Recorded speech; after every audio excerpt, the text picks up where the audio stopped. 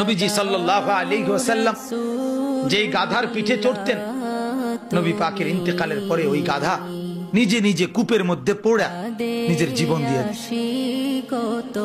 নবী সাল্লাল্লাহু আলাইহি সাল্লামের ইন্তেকালের পরে যেই উটনি, আল্লাহর নবী সাল্লাল্লাহু আলাইহি সাল্লাম উটনি মানে মহিলা জাতের উট, এই উটনিতে চড়তেন।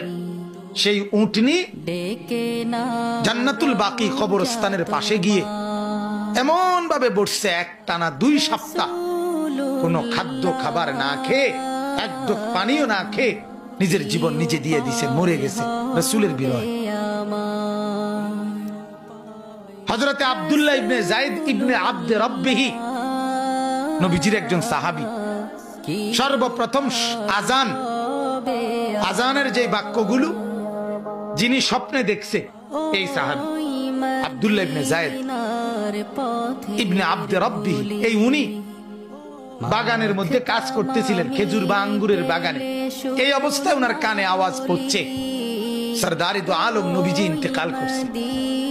এই কথাটা ওনার কানে আওয়াজ পড়ছে, শুনছে আর কি নবীজি কি হয়েছে, ইন্তেকাল।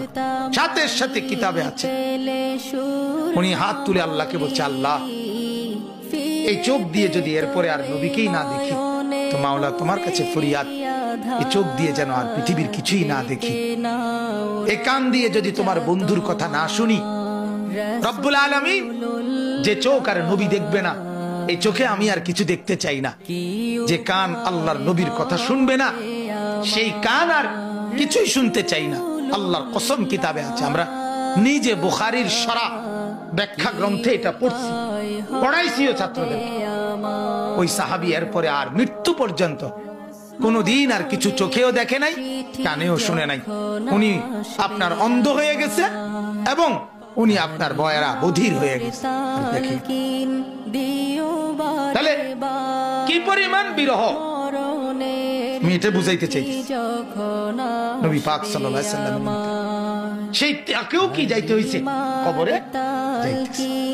হ্যাঁ, কবরে যায়। আল্লাহর নবী সাল্লাল্লাহু আলাইহি সাল্লামের রওজা মুবারক কবরে দাফন করার পরে এক লোক বহু দূর থেকে এক ইমানদার আসছিল, এটাও কিতাবে আছে।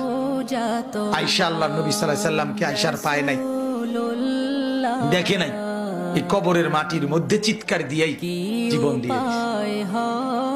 এটাও আমরা কিতাবে পড়ছি। জাযবুল কুলুব ইলা দিয়ারিল মাহবুব, এটা আরবি কিতাবের নাম।